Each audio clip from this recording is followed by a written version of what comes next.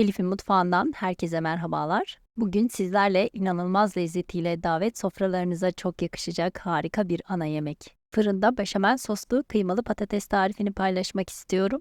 4 adet büyük boy patatesim var, yaklaşık 1 kilo 400 gram kadar. Videoda gördüğünüz gibi yaklaşık yarım santim kalınlığında olacak şekilde halka halka doğrayalım. Daha sonra yağlı kağıt serilmiş fırın tepsisine yerleştirelim ve üzerlerini fırçayla yağlayalım. Daha sonra patateslerin diğer taraflarını çevirelim ve tekrardan fırçayla yağlayalım.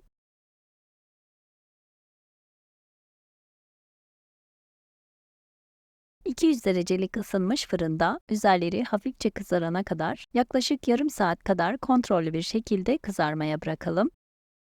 Patateslerimiz kızarırken bu sırada kıymalı harcımızı hazırlayalım. Tencereye 2-3 yemek kaşığı kadar sıvı yağ alalım. Üzerine 400 gram kadar orta yağlı kıymayı ekleyelim. Ve çeyrek çay bardağı kadar su ekleyip kıymanın rengi dönene kadar yüksek ateşte karıştırarak kavuralım.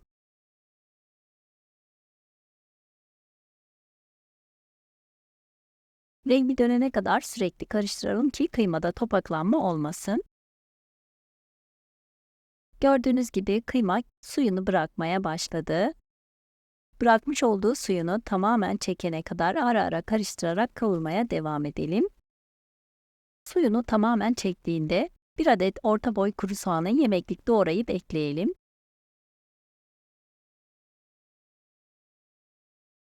Daha sonra küçük küçük doğradığımız 1 adet kapya biber ve 2-3 adet sivri biberi de ekleyelim.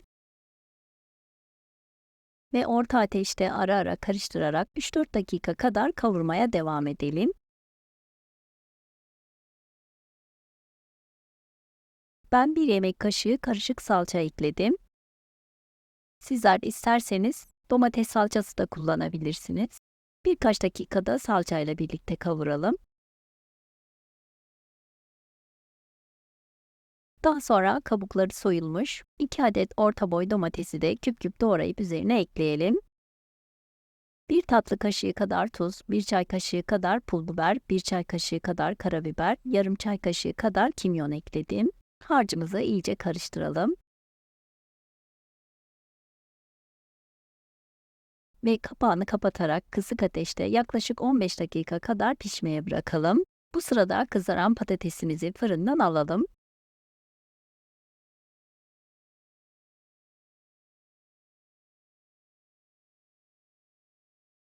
Ve büyük boy dikdörtgen borcama patates dilimlerimizi hafifçe üst üste gelecek şekilde yerleştirelim.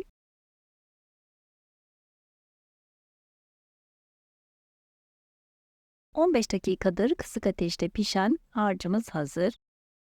Ocaktan alalım ve borcamdaki patates dilimlerinin üzerine dökelim ve eşit şekilde yayalım.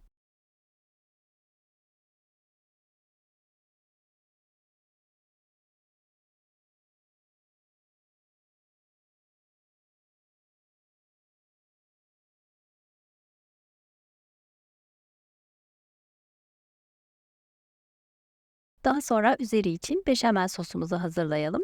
Tavanın içerisine 2 yemek kaşığı kadar sıvı yağ alalım. Üzerine 1 dolu yemek kaşığı tereyağı ekleyip eritelim ve 1 çay bardağı un ekleyerek unun kokusu çıkana kadar birkaç dakika kavuralım.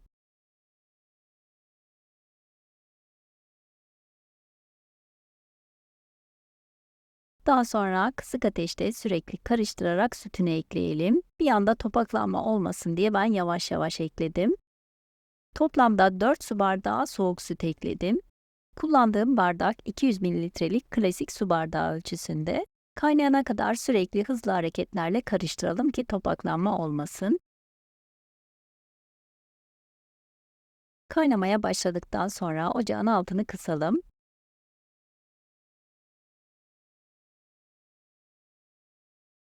Yarım tatlı kaşığı kadar tuz, yarım çay kaşığı kadar karabiber ekledim. İyice karıştıralım ve kısık ateşte 2-3 dakika kadar ara ara karıştırarak kaynatalım.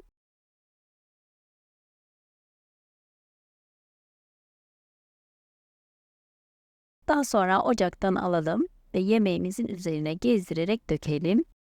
Üzerine eşit şekilde yayalım.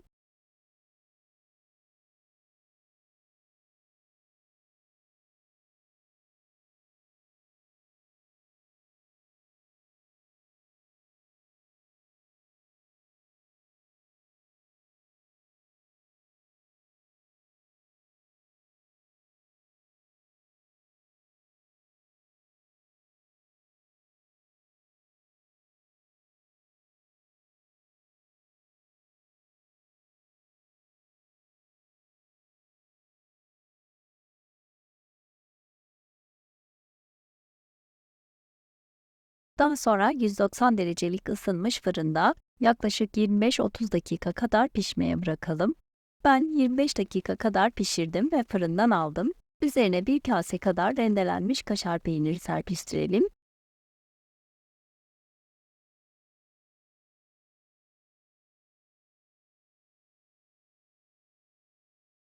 ve biraz da kırmızı toz biber serpiştirelim.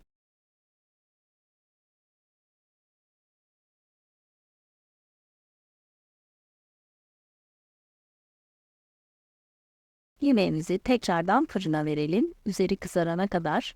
Kontrollü bir şekilde yaklaşık 5-10 dakika kadar pişirelim